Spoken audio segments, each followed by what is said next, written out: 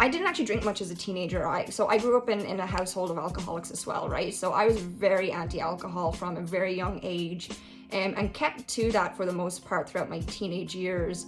College is what broke me though. Hi everyone, I'm Sarah and I am dry for the high. I thought before diving into some of the literature and things that I find inspiring, before going into all of that, I thought it would be helpful just to share a little bit about my journey and my story, where I came from, how I came to take part in this journey of sobriety.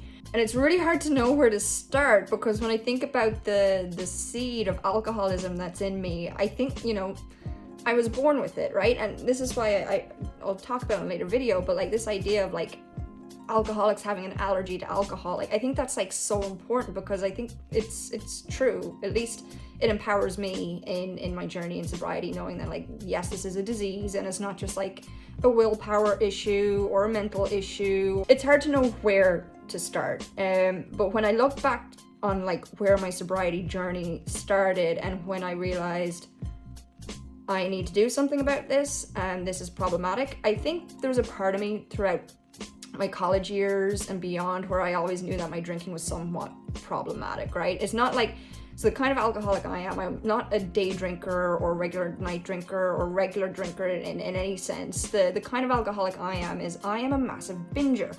I will go out and party, or I'll go out and meet friends, and we'll start off as 1 or 2 drinks, and then I'll encourage it to keep going. And next thing, it's 3, 4 a.m.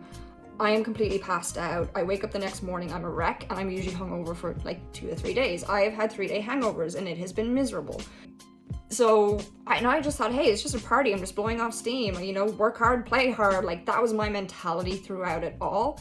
And I think it really came to me that I had a problem when I went on some medication for acne.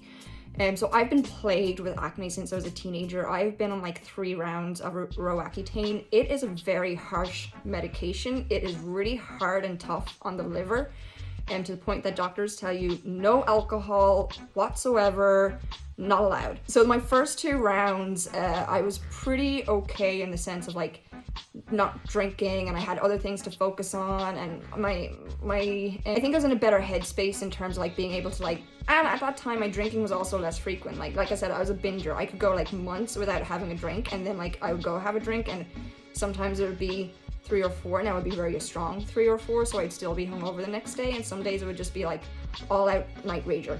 And I noticed this kind of get progressively worse and worse. So when I first started my first treatments of Roaccutane, not a big deal. My 3rd round, I did it here in the US, and also, same thing. No alcohol, not allowed whatsoever. And I talked to my doctor about this. I'm like, yeah, A-okay, not a problem for me. I can do it. It's okay. And she made a bit of a joke. I'm like, well, you're Irish. Are you sure? And I'm like, yes, I am sure. So what happened was, before I was starting treatment, I was on a beautiful 2-week vacation with my then girlfriend. We were in a hotel bar, and it was 2-for-1 cocktails. And my ex-girlfriend, she didn't drink. She doesn't drink. She has her other vices. So I was like, well, 2-for-1 is kind of wasted because, you can't drink. So I was like, you know what? It's not wasted. I'll have the 2. And I think I did 2 rounds of 2-for-1. So I had, I think, was it 4 cocktails? Very yummy. I do have enough memory to remember that I was getting very cranky though, and I was starting to pick fights. So I'm not a fun drunk sometimes. I can be a very aggressive drunk and mean drunk, particularly to service people, which I am not proud of.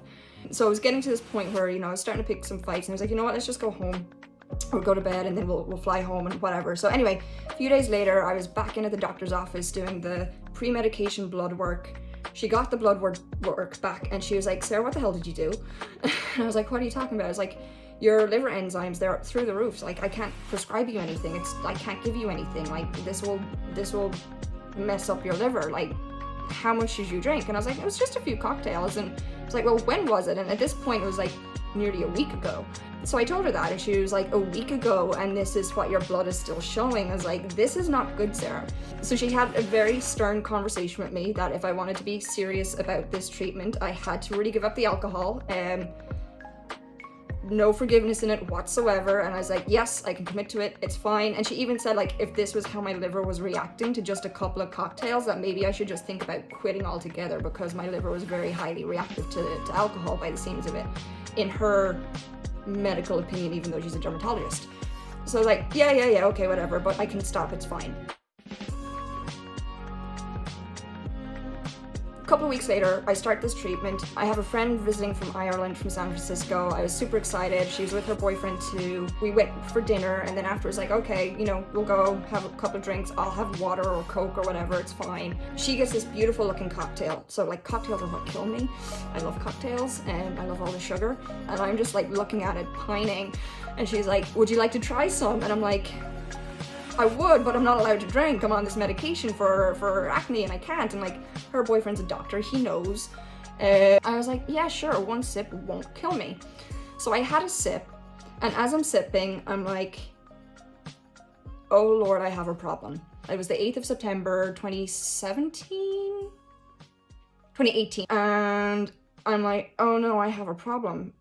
This is weird. I know I'm not supposed to be doing this. Like, I know what the blood results said. I'm like, why am I doing this? So anyway, I end up in my head for the rest of the night, although I still engage in like perfectly fine conversation, leave my friends at the end of the night. And I go home and I'm toying around with like, what the hell does this mean? I am not like my parents. Am I becoming my parents? And I'm like, I feel very different to them. And it's just so, I start going all around my head. And then I remember there was a guy that I worked with, and a year ago we were celebrating, because I'm a recruiter, I hire people. I'd gotten an offer accept on someone, and I was celebrating with him. I was like, oh hey, you know, we can go grab wine together and like celebrate, or, you know, have a drink and celebrate. And he'd ping me back and say, oh, I appreciate the sentiment, but I haven't had a drink in 10 years. And I remember the time thinking, oh, really cool, but I didn't think anything of it. So that exchange came to mind when I was thinking about like, what the hell do I do next, right? Because I had this perception. I had been in Al-Anon. I kind of worked the program. I hated Al-Anon. I didn't want to admit that I was an alcoholic, and I'm like, that felt like a very big word for what I was experiencing at the time. So I decided I would go talk to him. And so, you know, a few days later, got a coffee and work.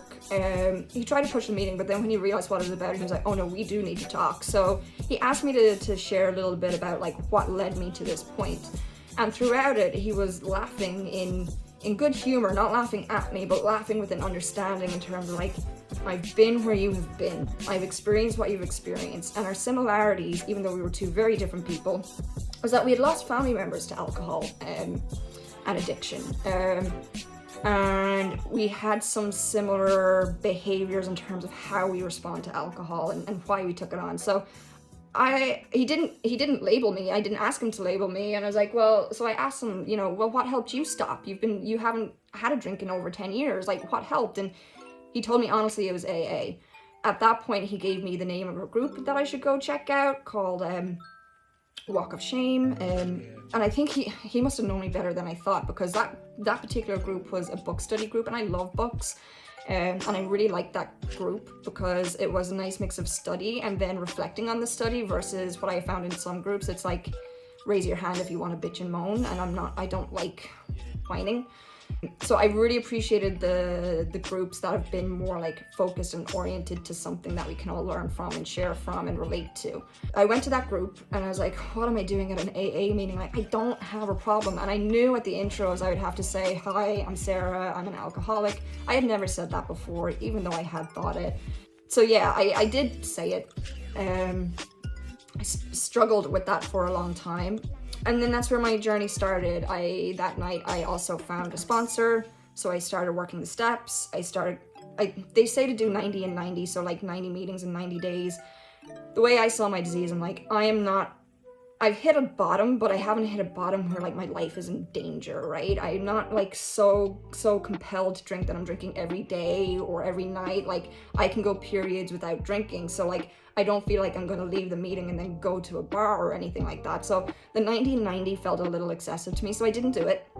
Even when my sponsor suggested it, I didn't do it, and I told her why, and she respected that.